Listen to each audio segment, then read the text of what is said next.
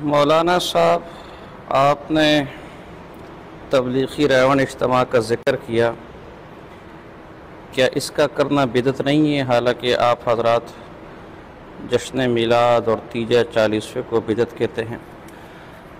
دیکھیں، سمجھے ذرا، آپ چونکہ اکثر عوام ہے تو آپ بات کو سمجھیں۔ میں عوامی انداز میں آپ کے سامنے بات کرتا ہوں۔ ایک دیکھیں، جو چیز دین کے اندر نہیں ہے، دین کامل مکمل ہو چکا ہے، جو چیز دین کے اندر نہیں ہے اسے دین میں داخل کرنا، ما لیس فی الدین، اسے دین میں داخل کر کے دین سمجھنا، یہ بدعت ہے۔ اب پاک پیغمبر علیہ السلام کا ذکر تذکرہ یہ دین ہے، ایمان ہے، لیکن ایک شخص کہتا ہے کہ میں تائیں تذکرہ سمجھوں گا جب وہ 12 ربیع الاول کو جشن عید میلاد النبی کے عنوان سے ہو۔ جو جشن عید میلاد النبی نہیں مناتا وہ گویا پاک پیغمبر کا تذکرہ کرتا ہی نہیں ہے، اس کو پاک پیغمبر سے کوئی محبت مودت ہے ہی نہیں۔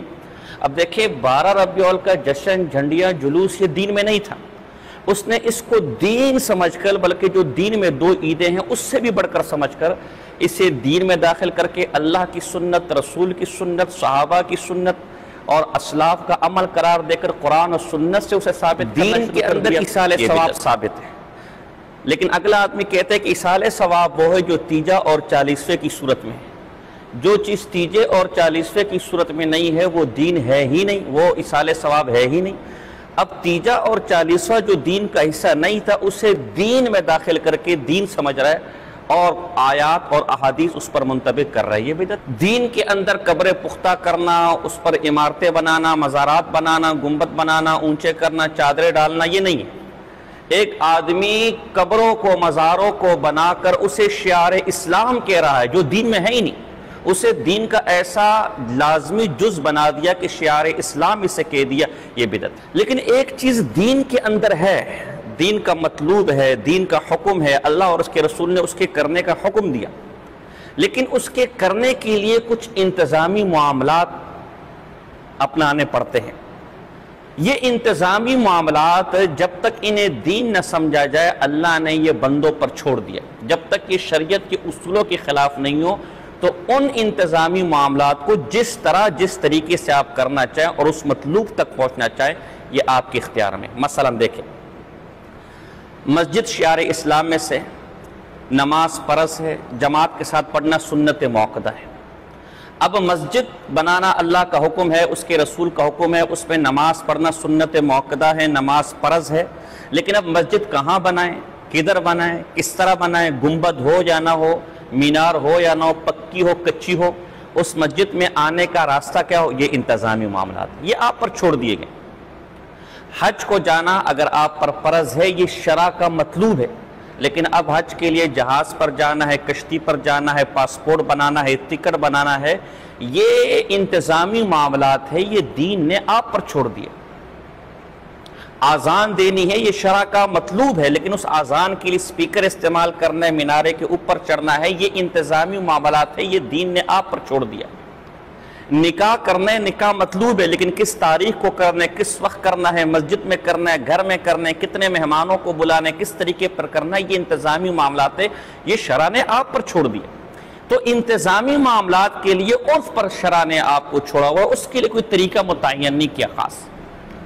اب سمجھے، امر بالمعروف نہی عن المنکر جسے ہم تبلیغ کہتے ہیں، یہ شرع کا مطلوب ہے، بعض اوقات فرض ہے، بعض اوقات واجب ہے، بعض اوقات سنت ہے، بعض اوقات مستحب ہے، اور بعض اوقات مباح ہوتا ہے، اور بعض اوقات منع بھی ہوتا ہے، اس تفصیلات میں نہیں جاتا۔ لیکن اب اس امر بالمعروف اور نہی عن المنکر کے لیے طریقہ کیا اختیار کریں؟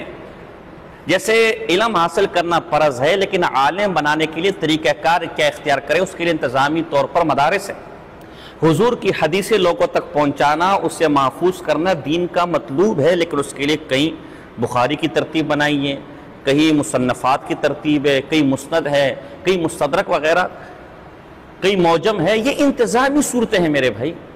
اسی طرح اصل تو تبلیغ ہے، امر بالمعروف نہی عن المنکر ہے، اس کے لیے ایک انتظامی طور پر ایک اجتماع رکھا گیا ہے کہ لوگ اس میں جمع ہوں گے، اپنی جو تبلیغ کی کوششیں کر رہے ہیں اسے بھی ہمیں آگاہ کریں گے، اور ہم انہیں ایک نظم کے اندر، انتظام کے اندر داخل کر کے پھر مختلف شہروں کے اندر انہیں بھیجے جائے انتظامی حد تک آپ نے کہاں جانا ہے، کتنے افراد کے ساتھ جانا ہے، کس کس نے جانا ہے، یہ جب تک آپ اکٹھے نہیں ہوں گے، بیٹھیں گے نہیں، آپ کے حالات ہمیں معلوم نہیں ہوں گے، جہاں جہاں اس تبلیغ کی ضرورت ہے وہ آپ کو معلوم نہیں ہوں گے، تو کس طرح یہ ہوگا؟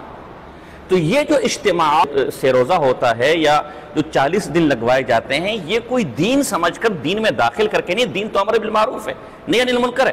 اجتماع ہے، میرا جانا مشکل ہے کیونکہ ظاہر ہے میں تدریسی مصروفیات میں مصروف ہوں گا۔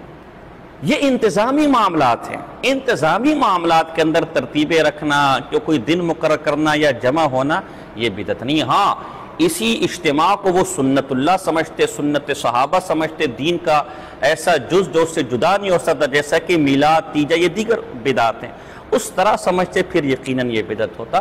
تو یہ صرف انتظامی معاملات کی حد تک ہے۔ جیسے آپ نے نکاح کرنا ہے، لیکن نکاح کے لیے کوئی جگہ تو آپ مقرر کریں گے نا، کوئی جگہ تو متعین کریں گے، اس وقت کو، اس جگہ کو کوئی بھی دین نہیں سمجھتا۔ لیکن یہاں تو میلاد کو آپ نے دین سمجھ لیا، اسی میلاد 12 ربیع الاول ہی کو ثابت کرنے کے لیے آپ قرآن سے استدلال کر رہے ہیں، آپ سنت سے استدلال کر رہے ہیں، آپ جو اسلاف کے اقوال سے استدلال کر رہے ہیں، اور نہ کرنے والوں کو آپ منکر تذکرہ رسول سمجھ رہے ہیں، آپ حضور کا دشمن سمجھ رہے ہیں۔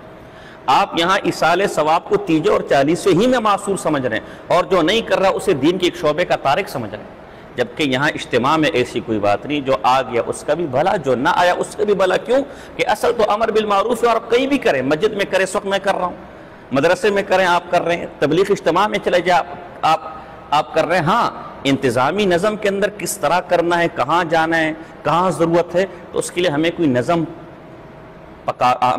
چاہیے ہوگا، ہمیں کوئی ترتیب چاہیے ہوگا، اس ترتیب اور اس نظم کا نام یہ اجتماع ہوتا ہے۔